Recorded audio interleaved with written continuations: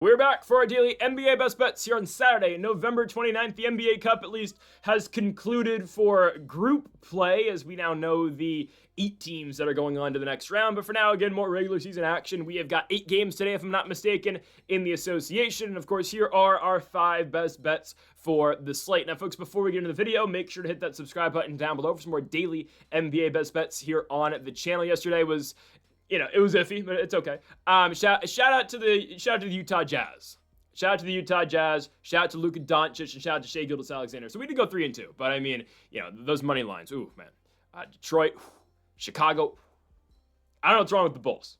We'll get to them again in a second. But anyways, again, hit that subscribe button down below for more, folks. Every single day here on the channel, daily NBA best bets. College basketball best bets were posted earlier today, so make sure to go check those out. Also on the channel, again, college football predictions and best bets. Obviously, today's a Saturday, so go make sure to check those out. And same can be said about the NFL. Best bets later today at noon. Best player props at 5 o'clock. Okay, on to the first of our 5 best bets today for the National Basketball Association. And as we start with our first player prop, as we go to the early game at 2 o'clock Pacific, 5 o'clock on the East Coast, and I guess 4 o'clock over local time in Minneapolis, Minnesota, as we've got the Minnesota Timberwolves taking on the Boston Celtics. I'm going with Anthony Edwards tonight over 28.5 points. Ant does average 28. Look what he's been doing recently. This is our, kind of the same strategy we've been doing with Shai Gilgeous-Alexander. We just see spots where, okay, lines are kind of low. We're going to go with SGA. Same thing with Ant. Like, is Ant as efficient and effective as a scorer as Gilgeous-Alexander is? No, I don't think anybody in the league is other than, like, Luka. But Ant's still a top 10 scorer, top 5 scorer in the league. And I'm just going to trust the process with this one. And we're just going to ride the wave of momentum that Anthony Edwards has as well. I mean, guys, we watched Ant's last game against the Thunder on Wednesday. I mean, unguardable. I mean, towards the end of that game, there was no stopping Anthony Edwards. Edwards, I'm not going to lie, was getting hacked at the end of that game as well, and he just wasn't getting calls, which, I'm not going to complain refs or whatnot. Again, with OKC, I understand. Again, it's how some people feel sometimes. I'm not going to get into that. But Anthony Edwards, towards that in the game, at the end of that game, was willing Minnesota to stay in the ball game and remain competitive with the OKC Thunder. That's the type of presence, obviously, he has. And, he is still lacking some help. I completely get it. Both franchises, by the way, Minnesota and New York, both fan bases are still not happy that they made their respective trades. But it's okay, especially Minnesota, I feel. But regardless, Anthony Edwards, we're trying to ride the wave of momentum. And let's look at his last 3 games, all of which are on the road. Again, he returns home for this matchup, but I don't really think that's going to affect the points too much. Last 3 games, all losses for the Timberwolves, yet Ant has crazy nights in each of them. Let's go back to November 21st, last Friday, on the road against the Phoenix Suns. 40 minutes for Ant and 41 points. Now, it was a game where Minnesota blew a horrible lead with the last minute and 90 seconds of that game, where Ant's play certainly didn't help that either, but whatever. We're just looking at points here, not how you help your team to win, I guess. Anthony Edwards scores 41 points on 14 of 24 shooting and 5 of 11 from beyond the arc. Game after, on Monday night, in a weird-ass loss to the Sacramento Kings, who, again, shout out to the Utah Jazz yesterday, doing what we expected them to do. Anthony Edwards plays 40 minutes yet again, 43 points on 16 of 29 shooting and 5 of 11 from the three-point line. Next game, again on Wednesday, what do you know? Another 40 minutes for Anthony Edwards against the Oklahoma City Thunder. 31 points on 9 of 19 shooting, and 5 of 10 from the three-point line. So again, tonight we need Anthony Edwards to go for 29 points. Shouldn't be that difficult. I understand he went through a stretch where they played, Denver, Dallas, and Washington, where he struggled to get over 20 in those games, but this is a what have you done lately for me type league, and Ant has been very effective and good in terms of scoring and getting over his 30 points. I think we're fine is what I'm getting to here. I think we're okay. And especially in a matchup like this, you know what Boston does? They're high scoring. They push a pace. They take the first clean look that they get. They're a heavy shooting team that, again, does not waste possessions. You're going to see a lot of possessions at the same time from Minnesota. And that stretch, again, Edwards goes on late in that game against OKC. Absolutely huge, right? Almost wins that game for the Timberwolves. And obviously, we know OKC, nobody beats that team. They're now at 19-1. I keep saying it like I keep getting excited for the Lakers. We won again yesterday, beat Dallas, but at the end of the day, you're 4 games behind the 19-1 Thunder. Great, we're going to be the 2 seed, and then this team in the Western Conference Finals. Oh, I'm so excited for that. Anyways, though, and by the way, the West is stacked. I mean, look at this. 19-1 OKC, 14-4 Lakers, 12-4 Rockets, 13-5 Spurs, 13-5. Denver. So where does Minnesota find themselves in this equation? Currently in 7th, actually, as the 6th seed right now, are the Phoenix Suns at 12-8. Who have earned their way into the second round of the NBA Cup just to see the OKC Thunder again. I'm sure they're ecstatic about that. But Minnesota currently finds themselves in the 7 at 10-8, have the same amount of wins as Golden State, but the Warriors obviously have 2 more losses than them. But it's a weird Western Conference. Again, we've said it before. I still think there's 7 good teams. I would not group Phoenix into that just yet. They're eventually going to fall off, but I think they're going to be in the top 10. We shall see. Again, I'm taking Anthony Edwards today, though. I like the matchup against Boston. Boston's games are always high scoring, and just look recently. I mean, when Boston plays Detroit 117-114 final on Wednesday, when they played Orlando and the new look Magic, who have forgotten to play defense in the span of an off season. Again, mindset thing, game plan thing. Boston beats them 138-129. So Celtics games have been extremely high scoring, and I would expect the same exact thing today. Neemias Queta, starting center for the Boston Celtics, has been dealing with some nagging injuries. We will see if he does give it a go tonight. The report on Queta is that he is questionable with that ankle injury. Queta has not played since the Magic game on the 23rd, so we'll see if he gives it a go tonight. Derek White's probable. Jaylen Brown's questionable. We shall see. Again, I expect Brown to play. He's going to be questionable with lower back spasms. Despite all that, though, I think Anthony Edwards will find a way to 29 points. Again, we've seen what have you done recently, what have you done lately, and that last 3-game stretch has been huge for Ant. So I'd expect more of the same tonight. Give me Anthony Edwards to go over 28.5 points. That's listed at -115. So give me Ant-Man to go over tonight at home against the Boston Celtics. On to our second best bet of the video, we look to our first spread play of the day, and I hate to do it.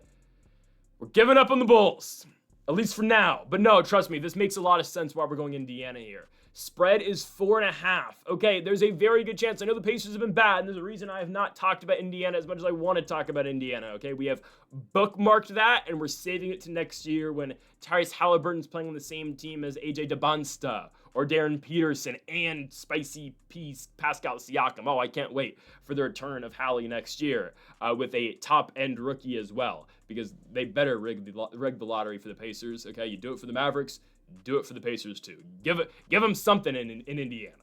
Anyways, though, there's obviously a reason I've laid off of talking about the Pacers, for most of the year.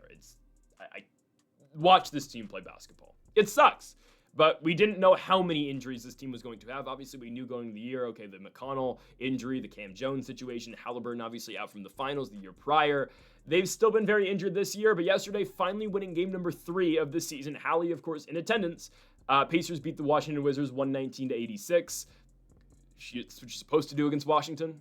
At some point, it's just don't be that team. Oh, yeah, how did Washington beat the Atlanta Hawks? I don't get it. The NBA is weird, man. The Hawks yesterday, they beat the Cleveland Cavaliers.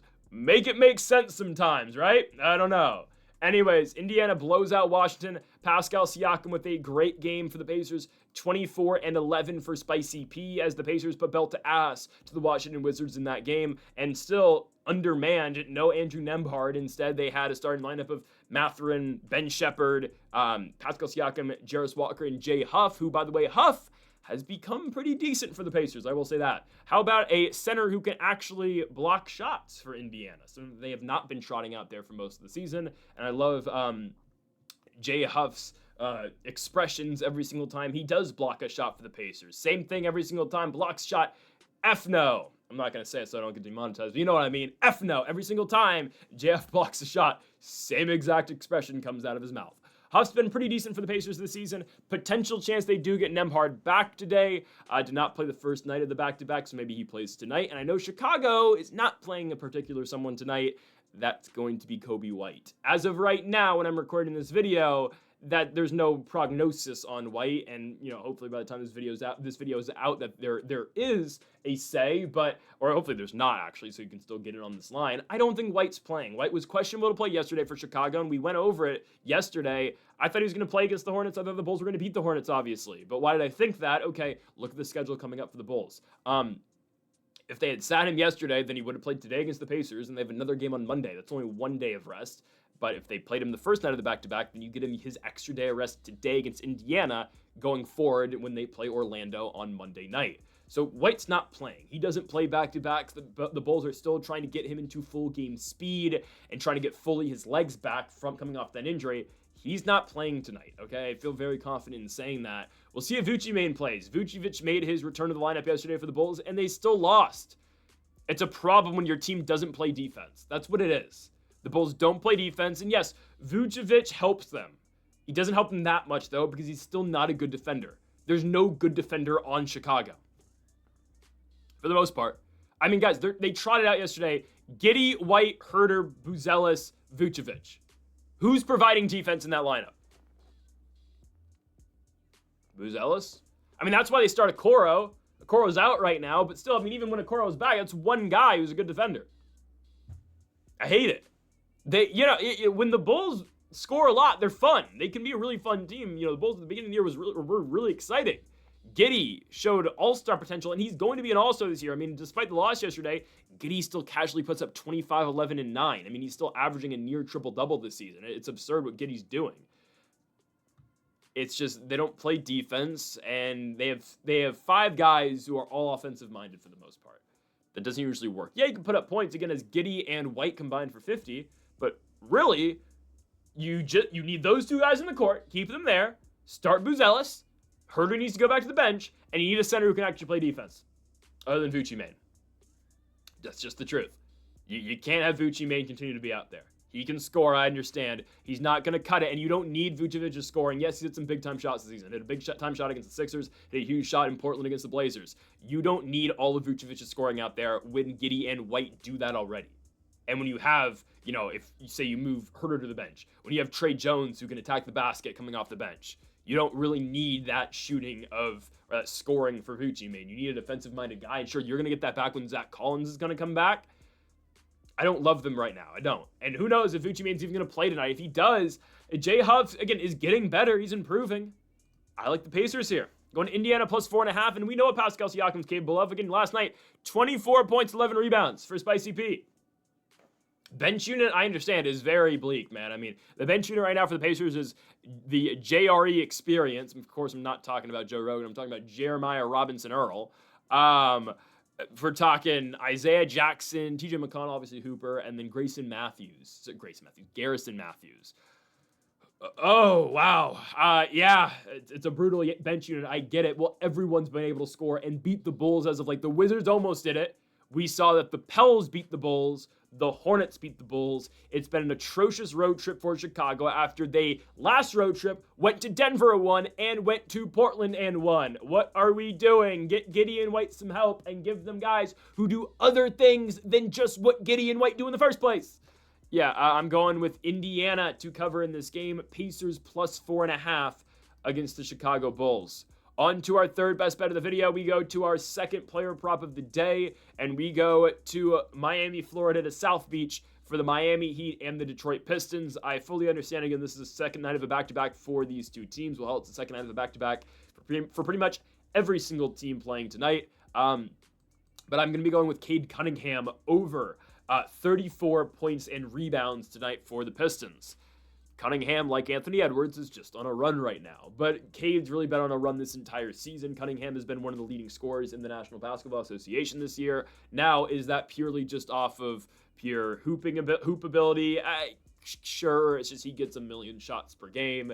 Again, we'll never forget the 45-shot night for Cade Cunningham. The Pistons are more than okay saying, all right, Cade, go do the scoring. We don't care how many shots it takes you.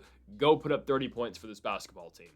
But that's what Cade Cunningham's that's what his impact is on the Detroit Pistons. And as we've seen in the last 2 games, both cup games against Orlando last night and Boston on Wednesday, it is just heavy shots for Cunningham. He gets to the line a lot. He's got a good whistle now. Cade gets to the line. Cade takes a bunch of shots, and it's points by volume. Guys, Cunningham has gone over 34.5 points and rebounds with just points alone in his last 2 games. So against Boston on Wednesday night on the road, 36 minutes for Cade, 12 of 26 from the field, 14 of 16 from the free throw line, and 42 points for Cunningham. On top of that, we get the boost with the rebounds as well. Cunningham had 8 boards in that game against Boston. Game after that, again last night against Orlando at home, a surprising loss, I'll say it, by the Pistons, and shout out to Cade Cunningham for the cleanest free throw miss I've ever seen. You're going to see that clip continue to circulate around Twitter of Cunningham, basically, chest passing the that free throw shot right off of the rim and catching it and kicking it back out. I mean, you're gonna see though just that clip and not what happens after. What does happen is Anthony Black blocks Duncan Robinson to end the game, but obviously the Twitter clip just ends when Cunningham throws the chest pass and catches it and kicks, and then the clip cuts off. But what happens in that clip, though, obviously, is a blocked three-pointer by Black. However, Cunningham, again, scores big, 39 points on 13 of 26 shooting and 9 of 12 from the free throw line with 13 rebounds. Yeah, on average this month, Cunningham, again, it's been up and down month for the most part. It's been up, though. Cunningham, 31 points and 7 rebounds per game. I understand, that is cutting it a little close, but still, that's a 4-point buffer. I mean, we're fine here. Cunningham's averaging 3 points, but still, Cunningham's averaging 38 points and rebounds this month. And recently, Cunningham's been just getting this done with the points alone. And I get it's the second night of a back-to-back, and he just played 40 minutes last night. Well, guys, the Pistons don't have it any other way, though. And Detroit has now lost back-to-back games. They're going to be pressing for a victory. It's not like, we can take the foot off the gas pedal right now because it's the second night of a back-to-back. No. You were on a 13-game winning streak, and now you've lost back-to-back games.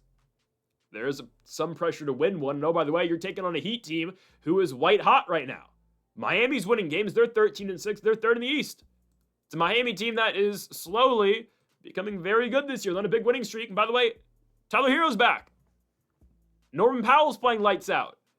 You don't really want to match up with Miami right now. The Heat are in the play-in, and they are taking on the Orlando Magic in the first round of the play-in because, Orlando beat Detroit yesterday. If Detroit won, they would be in that spot, and it would be Detroit Miami in the first round of the play-in. So, or the play-in knockout stage, whatever the hell they want to call it.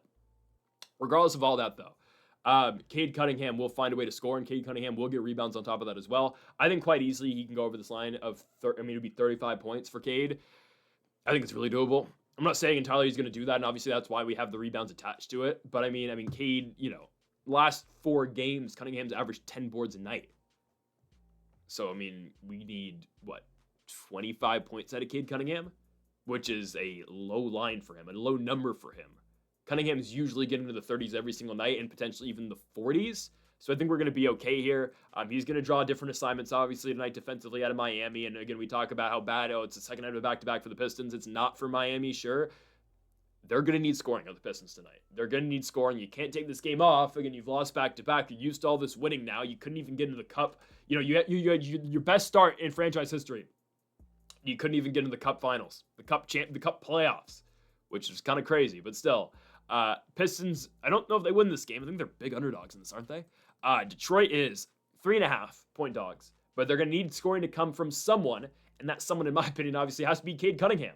It's going to be Cunningham tonight to go over 34.5 points and rebounds. It's been a line that he's been consistently hitting over on the last couple games, so let's do it yet again. Cade Cunningham over 34.5 tonight in South Beach against the Miami Heat. This one is listed at -125 for Cunningham here on the road. On to our fourth best bet of the video, and we go to a spread play. Only spreads from here on out, and in fact, we just talked about the Indiana Pacers at plus money. Well, not with the money line. We're not taking that. We're taking with them on the points, though, getting points at home. We're taking only underdogs today because I believe the value today is best on the dogs. Now, I will say this right now before I talk about this Suns-Nuggets bet, and obviously, as you can see on the screen right now, we are taking Phoenix plus 5.5 at home against the against the Denver Nuggets. This is my least favorite bet of the day. Now, my favorite bet might be coming up next. I think it is. Next is my favorite bet of the day. This is my least favorite one, though, right now. Again, I still like it enough to obviously put it in the video. 5 best bets.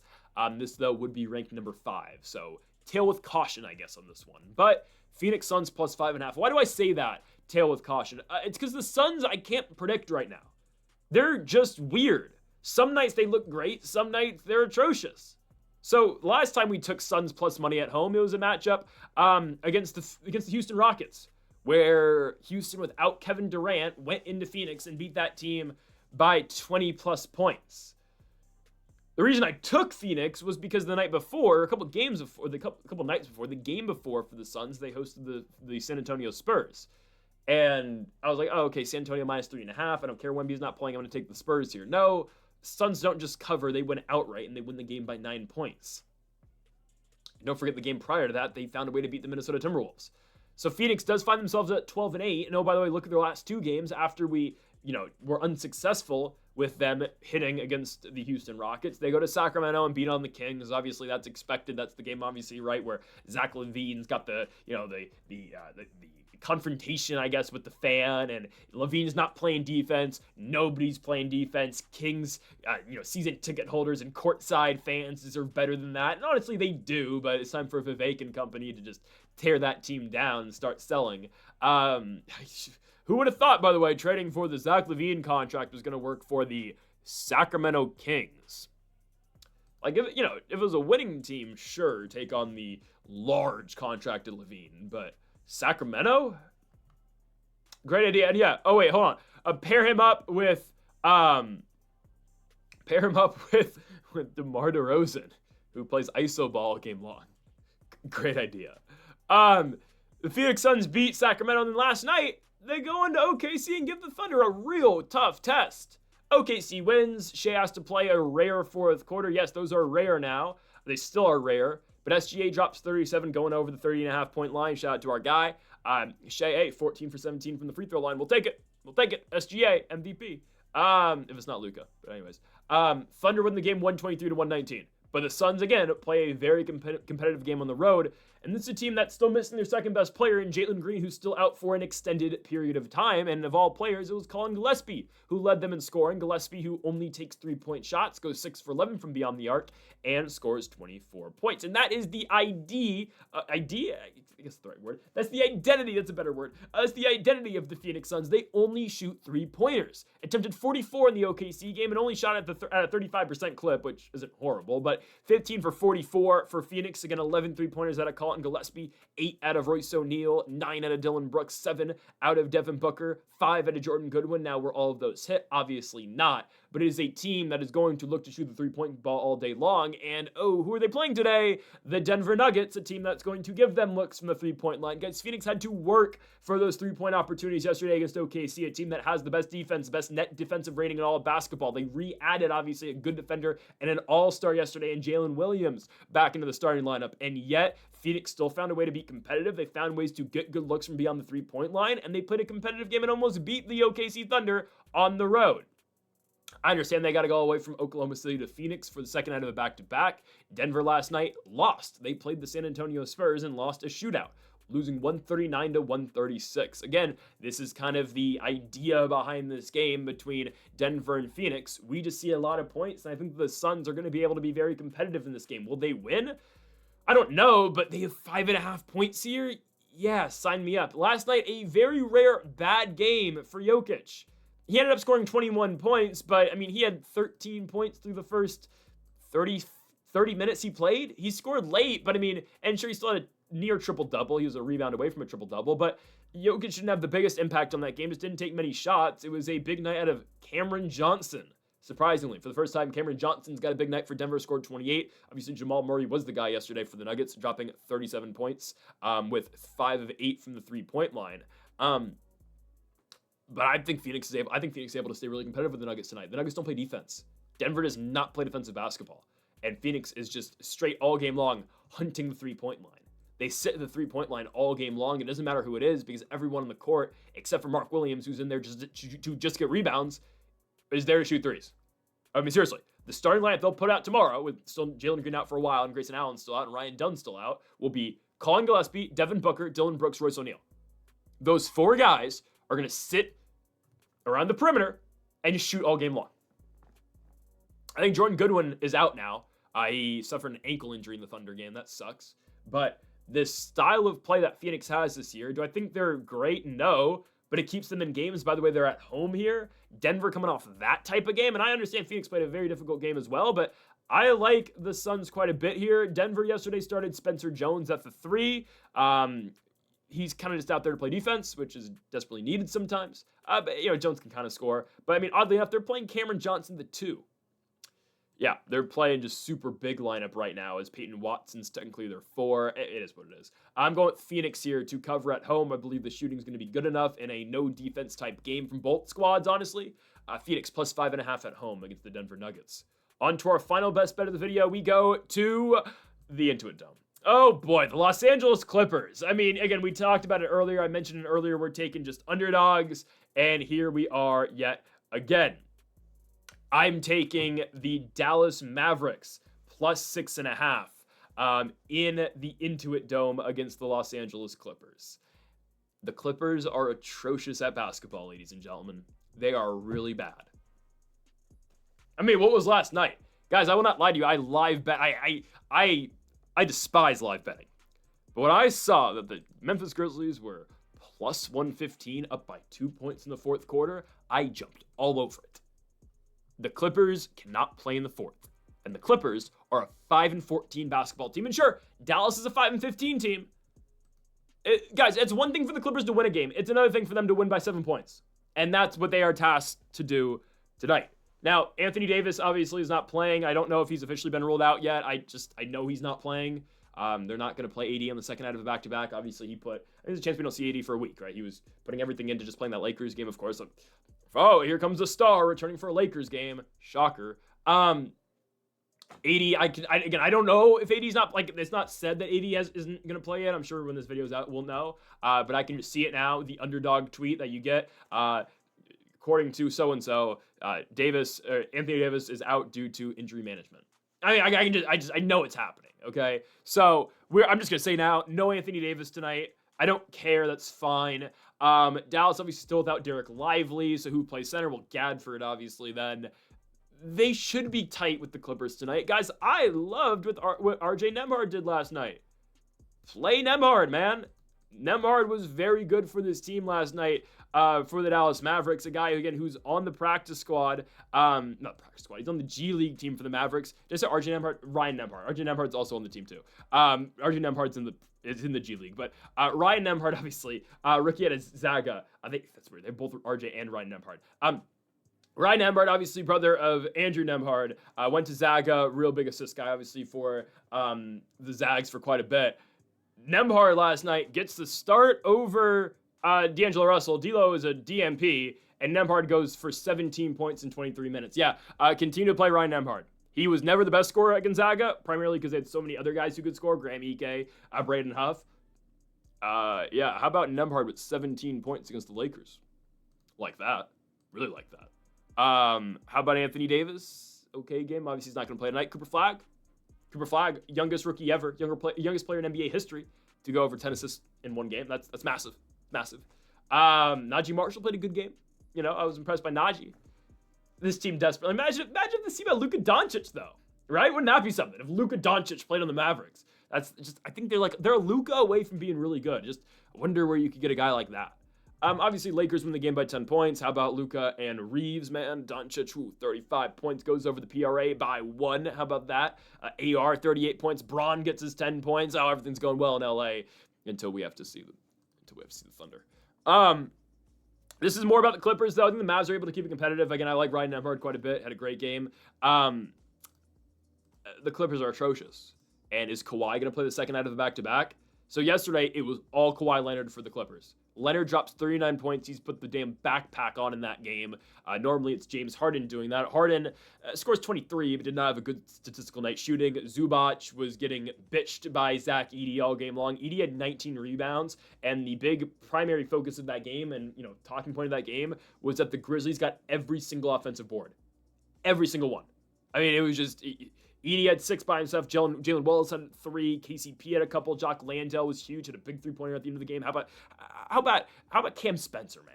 Cam Spencer comes in the game, sets big threes, and goes back to the bench. I mean, that's his job. He's great at it, man. The Grizzlies gave the Clippers so many troubles last night, and the Clippers were up big. And then, here comes Memphis. Right back into it. They win the game. I'm not telling you Dallas wins. I'm just telling you Dallas keeps it close. Again, no Anthony Davis. Maybe D'Lo will get to play tonight. Probably not. I assume Gadford's going to go back into the starting lineup. They did not start Gadford yesterday, right? They started AD, and they immediately doubled Luka, only for, the Don to go for 35 and 11, because of course he did. But I do like the adjustment going to Ryan Nembhard instead of D'Angelo Russell. Nembhard, I think, is a way better facilitator. Yes, as a rookie, but he played a lot of college basketball. He's 22, started 3 years at Gonzaga. Did he start 4? He was at Zaga. He started at Zaga for quite a bit. Nembhard's really good. I'll just say that. Ryan Nembhard is very good. Maybe not as good as his brother is, but Nembhard's a hooper. I don't know how he went undrafted, by the way. That was ridiculous. He should get the full contract, too. He's on a 2-way right now. He should get the full contract. Cooper Flag, I think, is going to have a good game, and I look for the Clippers too. I mean, what happens? Okay, it's an old team on a second night of a back-to-back. They are the oldest team in basketball. It's the unction here. Kawhi was great last night, scored 39 points. A, will Kawhi even play? B, what is Kawhi on the second night of a back-to-back? Zubac played poorly last night. He's now going to get a matchup with Daniel Gadford, which, again, we'd much rather that be Anthony Davis, but that's fine.